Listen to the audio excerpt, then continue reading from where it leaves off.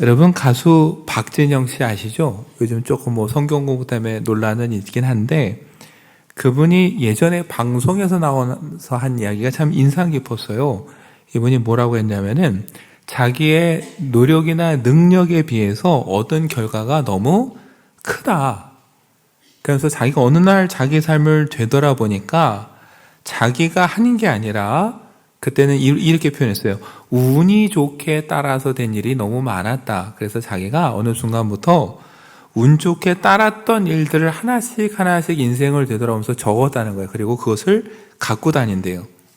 그래서 몇 개를 읽어줬는데요. 하나가 우리 부모님 밑에서 태어난 거. 이건 내가 선택할 수 없는 문제고 되돌아보니까 은혜라는 거예요. 그럼 되돌아보니까예요. 네. 그때는 몰랐어도. 왜냐하면 그 다음 보면 이렇게 써 있어요. 엄마가 억지로 피아노 학원에 데려간 거. 네. 그 다음에 7살 때 미국에 가서 2년 반을 억지로 살게 된 거.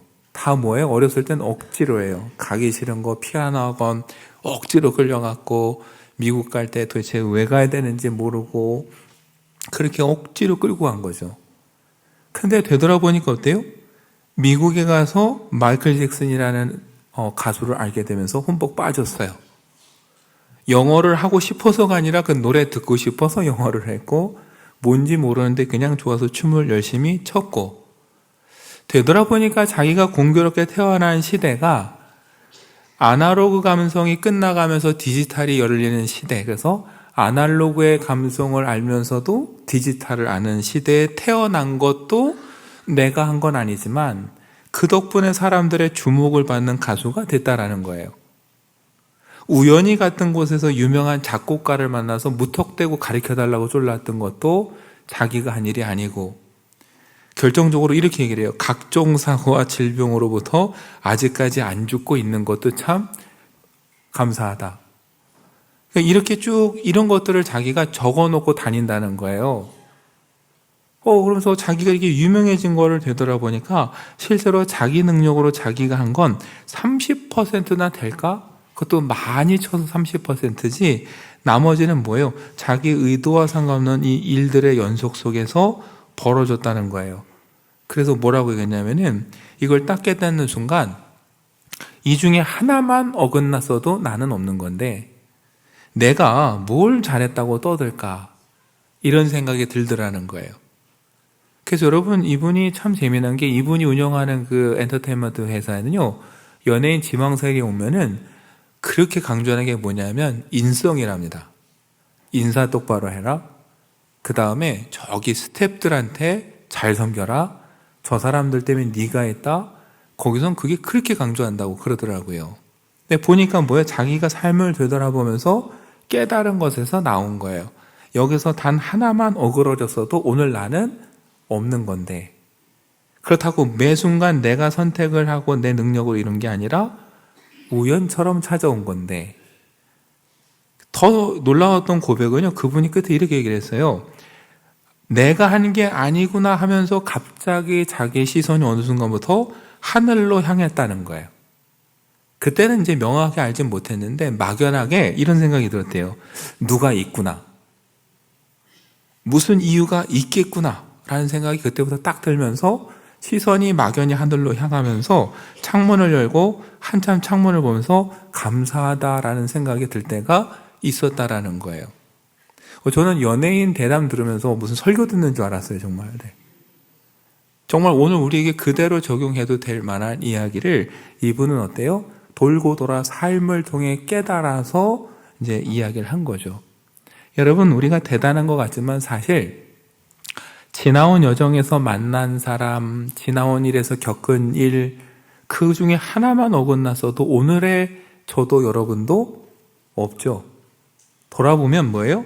세상 사람들은 운이라고 말하고 우리는 그걸 하나님의 은혜고 섭니다라고 말하는 겁니다. 그렇게 생각하면 사실 우리가 내세울 게 별로 없어요. 남을 판단할 것도 없고 내가 더 누리고 있다면 하나님이 나에게 뭘 하라고 더 주셨구나 라는 마음으로 어떻게 돼요? 더 섬기면 되는 거죠. 근데 요즘 세상에 안타까운 건 능력주의라는 말로 인해서 모든 게 바뀌고 있다는 거예요. 여러분, 능력주의라는 말이 들으면 공평한 것 같아요. 능력대로 얻는 거지. 근데 거기서 생긴 부작용이 뭐냐면 능력대로 하는 거지 하다 보니까 더 많은 것을 얻은 사람 뭐라고 그래요? 내가 뛰어나서 얻었으니까 라고 해서 오만해져요. 누군가에게 나눌 이유가 없어요. 왜요? 이건 내 능력으로 얻었고 저 사람이 얻지 못한 건 뭐예요? 저 사람이 능력이 없거나 열심히 안 해서요. 그러니까 줄 이유가 없고 심지어 그 사람들은 어떻게 돼요? 비하하고 무시해요. 얻지 못한 사람들은 뭐예요? 늘 패배감 속에 살아요. 여러분, 이게 오늘 우리 시대의 문제라는 거예요. 마이클 샌델이라는 사람이 얼마 전에 쓴 책이 공정하다는 착각이에요. 우리는 능력 중심이라고 하면서 그게 공정하다고 생각하지만 알고 보면 아니라는 거예요. 착각이라는 거예요. 그래서 제가 봤더니 무슨 소린가 봤더니 공부를 잘해서 좋은 학교를 가고 좋은 직장을 취업했다. 열심히 한 건 맞지만 그러면 그 사람이 다른 가정에 태어나서도 과연 그 좋은 대학을 갔었을까? 아니라는 거예요. 좋은 가정에 태어나서 기회를 얻어서 공부를 열심히 했고 견문을 넓혀서 취업을 할 수 있었다는 걸 생각하면은 단순히 그 사람 능력이라고만 할 수는 없는 거라는 거예요. 여러분, 우리도 마찬가지입니다. 이 안에 살면서 가끔 부대끼고 우리도 아쉬움 있고 힘들지만 더 넓은 시야로 보시면요, 요즘 한국에 태어났다는 것만 해도 누리는 게 참 많습니다. 선교지 가면 그건 뭐 비교할 것도 없고요. 웬만한 나라 가도요, 거기서 만나는 사람들은 한국에서 왔다면 일단 선망의 대상으로 쳐다봅니다. 한국말 써도 신기하게 쳐다봅니다. 근데 여러분과 제가 이 나라를 선택해서 태어났습니까? 돌아보면은 사실은 우리 인생에 내가 선택하고 내 능력으로 이루었다라고 할 게 박진영 씨는 많아야 30%라고 하는데 제가 보면 그것도 안 돼요. 정말 우리는 뭡니까? 하나님의 은혜와 섭리 가운데 삶을 살아왔고 이 많은 것들을 누리고 있습니다. 우린 그거를 깨달아야 되고 그때 우리가 감사할 수 있는 거예요. 야, 내 능력이 아니구나 하니까 그 박진영 씨가 어떻게 해요? 창문을 열고 하늘을 보면서 야, 누군가 있는 것 같은데 하면서 감사하다는 말이 나오고 저 공연장의 구석에서 일하는 스태프한테도 고맙다고 인사하라고 시키는 거죠. 근데 내가 얻었다고 생각하면 어때요? 오만해지고 교만한 자리에 앉아서 대접받길 원하겠죠. 여러분, 감사는 우리 개인의 삶뿐만 아니라 그래서 어때요? 사회를 변화시키는 힘입니다. 근데 감사하려면 내 능력으로 얻었다라는 마음이 아니라 아, 이것이 선물이구나 라고 깨달을 때 감사하게 여기는 거죠. 그 감사와 오늘 출애굽기 35장이 무슨 상관이 있을까 싶을 거예요. 저도 그래서 한참 읽으면서 봤어요. 근데 여러분, 묘하게도 여기는 성막을 다시 짓기 시작할 때 이야기입니다. 하나님이 잘 보면 금송아지를 만들어서 그 앞에 뛰놀던 이스라엘에게 다시 기회를 주셨어요. 성막을 짓게 하셨어요. 생각하면 이거 자체가 뭐예요? 은혜예요. 정말 금송아지 만들어 뛰놀 때 하나님이 심판에 죽여도 할 말이 없는데 다시 성막을 짓도록 기회를 주신 것 자체가 이미 뭐예요? 선물입니다. 그러고 나서 뭐예요? 하나님께서 성막을 짓는 데 필요한 재료들을 쭉 나열을 하세요. 그게 19절까지 나옵니다. 그리고 20절부터는 우리가 27절부터 읽었지만 그 20절부터는 뭐냐면 이스라엘 백성들이 하나님께 드린 그 제물들의 목록이에요. 그 중에 우리가 27절부터 29절만 읽었습니다. 근데 27절 보세요, 여러분. 모든 족장은 호마노아 및 에봇과 흉패에 물릴 보석을 가져왔으며 그다음 28절에 등불과 관유와 분향할 향에 소용되는 기름과 향품을 가져왔으니 그랬어요. 여러분, 호마노, 그 다음에 흉패에 물릴 12개의 보석, 등불, 향 상당히 귀하고 비싼 겁니다. 여러분, 그럼 읽으면서 그런 생각 안 해보셨어요? 이 광야를 걸어가던 이스라엘, 때로는 먹을 게 없어서 하나님께 막 불평하며 하나님이 만나를 주셔서 먹이던 이스라엘은 이 귀한 것들을 도대체 어디서 가져왔을까? 무슨 돈으로 마련했고 하나님은 왜 이들에게 이걸 요구하셨을까? 여러분 그냥 모습만 보면은 하나님 너무한 것 같지 않아요? 광야길을 힘들게 걸어간 사람한테 무슨 호마노는 뭐고 보석을 12가지나 가져오라고 하는 이 하나님이 너무 과하신 것도 같아요. 근데 중요한 건 뭐예요? 이스라엘 백성들이 이것을 가져왔으니라고는 성경은 말하거든요. 더군다나 29절에 뭐라고 합니까? 마음에 자원하는 남녀는 누구나 여호와께서 모세의 손을 빌어 명령하신 모든 것을 만들기 위하여 물품을 드렸으니 이것이 이스라엘 자손이 여호와께 자원하여 드린 예물이니라 라고 기록합니다. 첫째, 이 예물을 어떻게 드렸어요? 스스로 자원해서 원해서 드렸다는 거예요. 기쁨으로. 하나님의 성막을 만들기 위해 필요한 모든 물품들을 이스라엘이 자원하여 기쁨으로 남녀 누구나 하나님께 드렸다는 거예요. 어떻게 이게 가능할까? 여러분, 우리가 출애굽기 앞으로 돌아가서 답을 찾아봐야 됩니다. 출애굽기 11장 1절과 2절에 보면 하나님께서 말씀하세요. 여호와께서 모세에게 이르시기를 내가 이제 한 가지 재앙을 바로와 애굽에 내린 후에야 그가 너희를 여기서 내보내리라. 그가 너희를 내보낼 때에는 여기서 반드시 다 쫓아내리니. 이제 한 가지 재앙 남았다는 거예요. 그것만 하고 나면 파라오가 너희를 내보낼 거다. 한 명도 남기지 않고 다 내쫓을 것이다 라는 거예요. 2절에 뭐라고 합니까? 백성에게 말하여 사람들에게 각기 이웃들에게 은금 패물을 구하게 하라. 너희 한 사람도 남지 않고 다 나가고 쫓겨날 테니까 대신 그때 어떻게 해요? 이웃들에게 가서 은금과 패물을 구하라, 요구하라고 시키시는 거예요. 그 이웃들 누굴까요? 이집트 사람들입니다. 이집트 사람들에게 가서 이거 요구하라는 거예요. 그리고 정말 그렇게 했습니다. 출애굽기 12장 35절과 36절에 보면 세번역 성경에 이스라엘 자손은 모세의 말대로 이집트 사람에게 은부치와 금부치와 의복을 요구하였고, 여기 나와 있죠? 누구에게 요구해요? 이집트 사람들에게. 금, 은, 옷 다 요구했어요. 36절에 주님께서는 이스라엘 백성이 이집트 사람에게 환심을 사도록 하셨으므로, 쉽게 말하면 하나님이 이집트 사람들의 마음을 움직여서 이스라엘 백성들을 좋게 바라보고 주고 싶은 마음이 일어나도록 하셨다라는 거예요. 그래서 어떻게 해요? 이집트 사람들은 이스라엘 자손의 요구대로 다 내어 주었다 그랬습니다. 이렇게 하여서 그들은 이집트 사람들에게서 물건을 빼앗아 가지고 떠나갔다. 여러분이 개역개정 성경에는 물품을 취하였다 했는데 세번역 성경과 다른 성경들은 다 뭐라고 하냐면 빼앗았다 그랬어요. 원문의 의미는 빼앗는 게 맞습니다. 남의 거 빼앗는 게 옳은가? 근데 여러분 어떤 의미냐면요. 옛날 이 시대에 전쟁에서 승리하면 이긴 쪽이 어떻게 합니까? 전리품을 얻어가요. 여러분 이 전쟁에서 누가 승리했어요? 하나님이 승리하셨고 이스라엘이 승리해서 이제 나가는 거예요. 그러니까 한마디로 전리품을 가져가는 거고, 더 중요한 건 뭘까요, 여러분? 이스라엘이 이집트 땅에서 어떻게 살았습니까? 노예로 얼마나 고생했습니까? 하나님께서 그들의 희생과 수고를 그냥 보내시는 게 아니라 그들이 땀 흘려 일한 대가를 하나님께서 채워서 보내시는 거예요.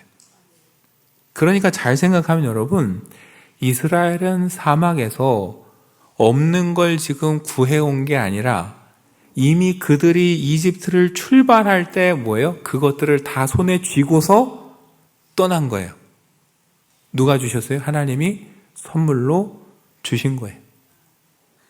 그러니까 잘 생각하면 하나님은 이스라엘 사람들에게 없는 걸 요구하시는 게 아니라 그들에게 희생을 강요해서 구해오라는 게 아니라 뭐예요? 하나님이 이미 주신 것 중에 네가 정말 나에게 감사하게 생각한다면은 내 집을 짓는데 좀 네가 헌신할 수 있니? 라고 물으시는 거예요. 여러분, 하나님께서 이스라엘이 바치지 않는다고 그 성막, 천막 하나 못 짓겠습니까? 지으려면 지으시겠죠. 하나님이 기대하시는 건 뭘까요? 하나님이 그들이 이집트를 나올 때 손에 쥐어준 것을 기억하고 이거 하나님이 주신 거지 늘 감사하면서 하나님이 말씀하셨을 때 그러면 하나님이 주신 건데 제가 기꺼이 드리죠라고 하는 그 마음이 너무 보고 싶고 흐뭇한 거죠. 우리도 그렇지 않을까요, 여러분? 여러분들이 자녀들 위해 헌신했어요. 어렸을 때 자녀들이 왜 학원 가야 되냐고, 왜 거길 가냐고 하다가 철이 들어서 되돌아보니 엄마가 그때 해줘서 내가 이렇게 하고 있어라고 하면서 정말 고마워라고 하면서 여러분 손에 뭘 하나 꼭 쥐어준다면 어떨까요? 상상만 해도 눈물이 나지 않아요? 네, 얘네들이 좀 그래야 되는데, 네. 그게 하나님의 마음 아닐까요? 하나님, 제가 저희 출발할 때 정신없이 나오라고 몰랐는데 되돌아보니까 하나님이 저희 손에 쥐어준 게 이렇게 있었는데 너무 감사합니다.